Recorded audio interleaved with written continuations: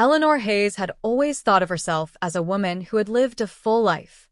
At 67, she'd been a devoted wife for over 4 decades, a mother to 2 grown children, and a grandmother to 4 bubbly grandkids.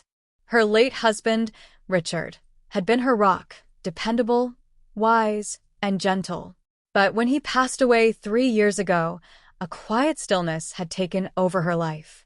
She lived alone now in a big, creaky Victorian house on the edge of town. The neighbors were mostly young families or retirees, and her days were filled with gardening, reading, and occasional visits from her children. Life was comfortable and predictable. Then came Daniel. Daniel Miller was 27, tall, with an easy smile and a way of making people feel seen. He had recently moved in across the street to help his aunt, who was recovering from surgery. Eleanor first noticed him on a Saturday morning, washing his car in the driveway, the sunlight catching in his brown hair. It wasn't attraction in the way people might expect. It was more like recognition, that instinct you get when you see someone who carries a certain quiet weight, the kind you only understand if you've lived through loss. Their first real interaction came when Eleanor's rose bush got tangled with her front fence. She was struggling to fix it when Daniel crossed the street. "Here, let me help with that," he said, gently untangling the branches. "You don't have to." "I know," he smiled, "but I want to."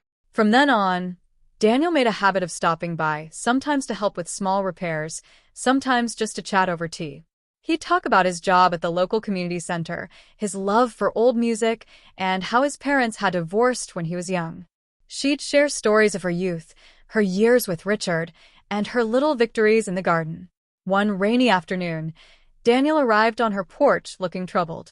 His fiancée had left him, suddenly, without explanation.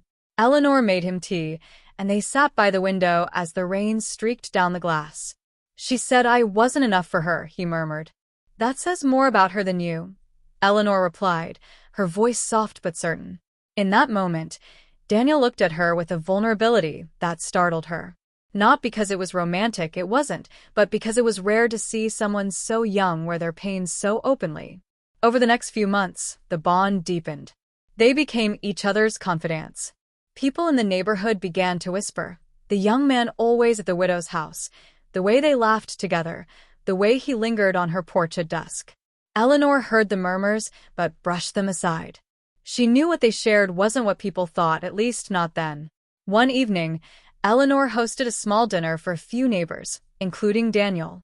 After the guests left, they sat in the quiet kitchen, sipping coffee. Daniel suddenly reached across the table and took her hand. "You've been the only person who's really been there for me," he said.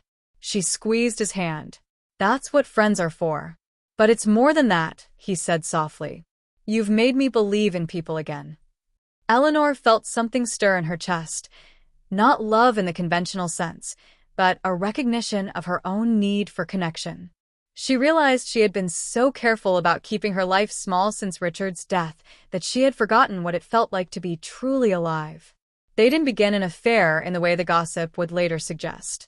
But they did start spending more time together, taking drives to the coast, visiting farmers' markets, sharing long talks over wine.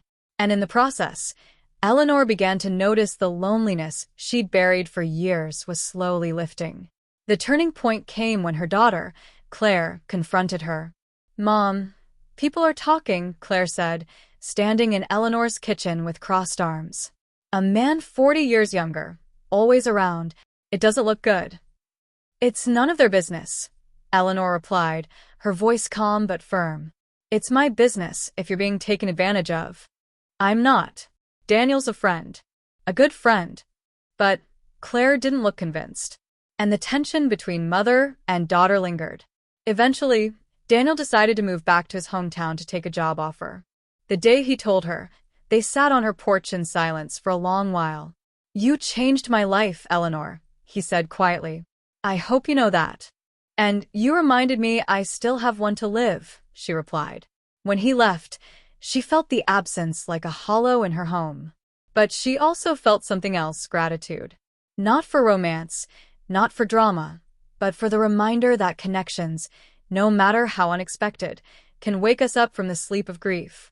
Months later, Eleanor heard from him. He'd met someone, was happy, and wanted her to know she had been the reason he'd learned to open his heart again. She smiled, holding the letter in her lap, and thought of Richard. Life moves forward, she realized. And sometimes the most important infidelity isn't between people. It's when you betray your own fear and choose to live again.